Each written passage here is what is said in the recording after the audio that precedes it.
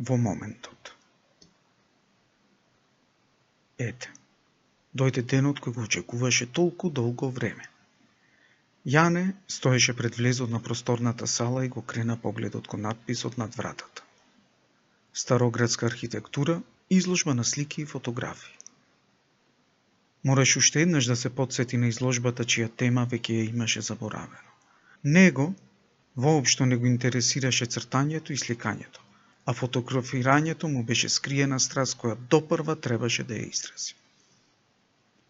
Често шеташе низ градот и сликаше со неговиот Canon Mark II фотоапарат. Бараше интересни и незабележителни мигови од животот на сограѓаните, кои сакаше да ги овековечи преку објективот.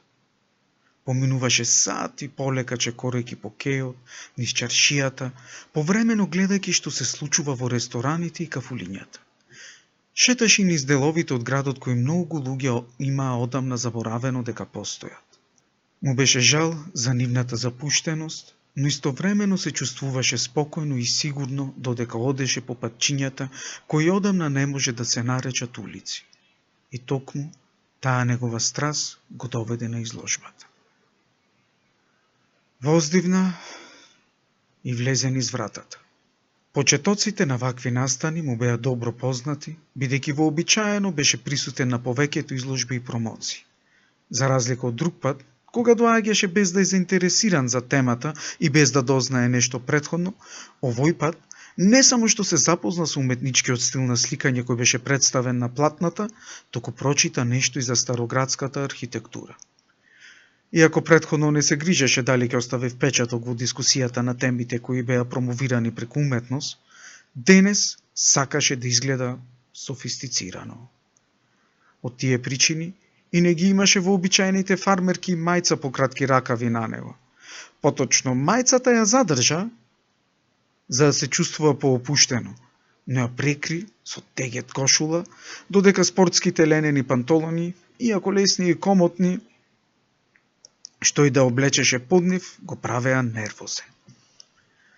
Најверојатно беше така, бидејќи Јане искрено веруваше во фразата «облеката го прави човекот», а ваквото облекување не беше во негов стил. Затоа ја одлучи само да ја подскрати брадата, наместо целосно да ја избричи или да направи некоја соодветна фризура. Што се однесува пак на косата, таа никогаш не му представувала проблем. Малку вода и неколку потега со чешелот, косата стоеше онака како што тој ќе и наредеше. Моментално имаше онаа должина која беше најпокорна на неговата волја, па затоа не изгуби многу време пред огледалото за да го добие неговиот моментален, совршен изглед. Беше пречекан од келнерот со табака полна чудесни напивки за опуштање. Без двоумење одбра чашата со црвено вино, прифаќајќи ја со целата дланка, држејќи ја за столпчето од чашата низ прстите. Сметаше дека тоа ќе го направи да изгледа префинето, посериезен. Или поточно, беше уверен дека доколку ја држи чашата со црвено вино до градите и ги наблюдува сликите, ќе ги избаме присутните дека е заинтересиран и дека се разбира нешто од стилот на сликање. Всушност, Јане не дојде неподготвен. Помина цели 2 дена истражувајќи повеќе за стилот, но и 2 дена ги заврши во фрустрација, сваќајќи дека ништо не разбира. Во моментот кога ја погледна првата акрилна слика на платно, остана запрепастен, препознавајќи ја старата трошна куќа од камен, кал и сено, кој беше првиот мотив овековечен од објективот на неговиот тогаш нов Canon. Со тоа го пронеде и првиот заеднички интерес кој го имаше со автор. Сега знаеше како ќе го започне разговорот, но неговиот поглед како да се беше залепил за сликата. Беше изненаден од тоа колку реално изгледаше куќата. Исто како да стоеше подкачен на големиот камен од каде вообичаено ја фотографираше. Само што на оваа слика куќата јасно ја раскажуваше својата приказна и не беше само совршена фотографија.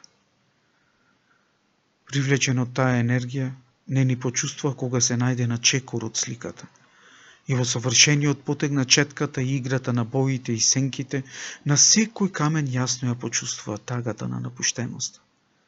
го слушна плачот на куќата, која не сакаше да постои повеќе затоа што беше потполно сама. Сета на собрана фрустрација од претходните дена и нервозата од моментот кога стапна во домот на култура, исчезна. Се му стана јасно и знаеше што мора да направи веднаш пред да го изгуби ова прекрасно чувство на смиреност и сигурност. Морам да ја пронајдам, помисли и почна да ја бара низ толпата луѓе. Пробивајќи се низ луѓето и континуирано подкревајќи се на прсти за да ја здогледа, почнуваше да станува нервозен. Со секој чекор го забрзуваше дишењето, а пеперутките во стомакот почнуваа да се будат. Брзо стана свесен за неговата непосакувана состојба во овој момент и го направи тоа што го правеше последните 2 месеци за да се смири.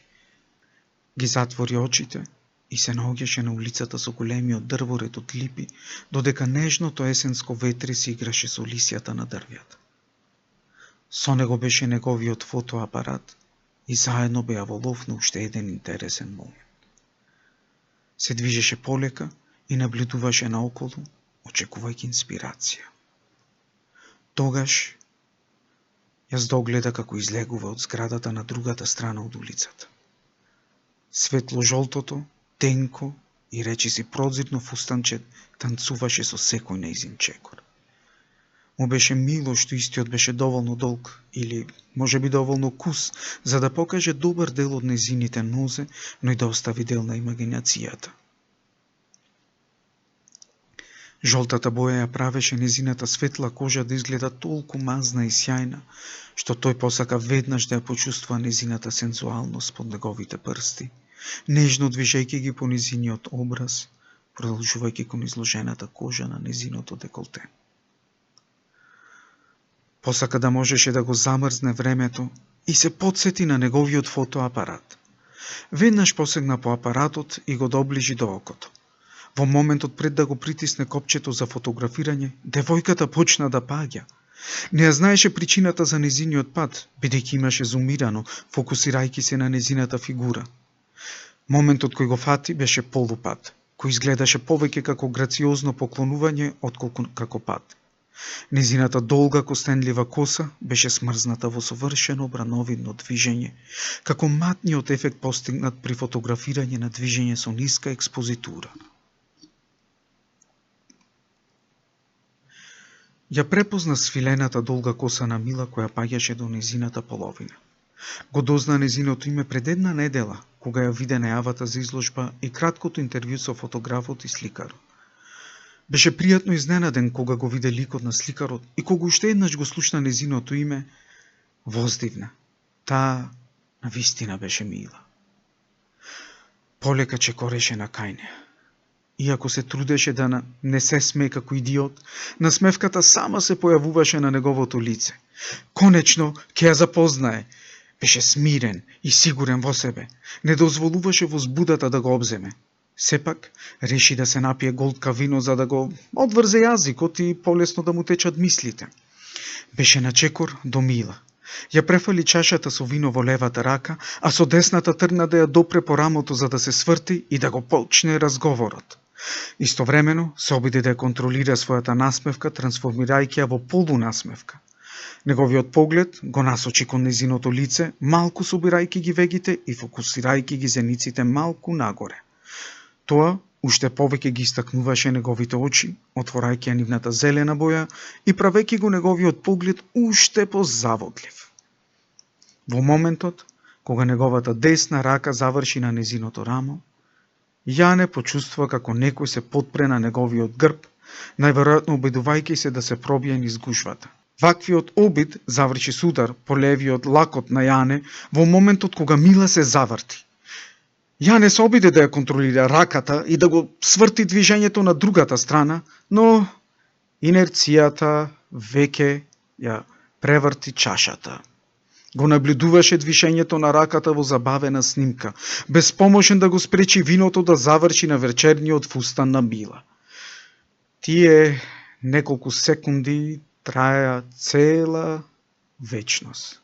Како што фустанот со шампањ боја почнуваше да станува црвен, Така постепено насмевката на Јане се трансформираше во експресија на ужас. Ги стисна забите и не знаеше како да пристапи.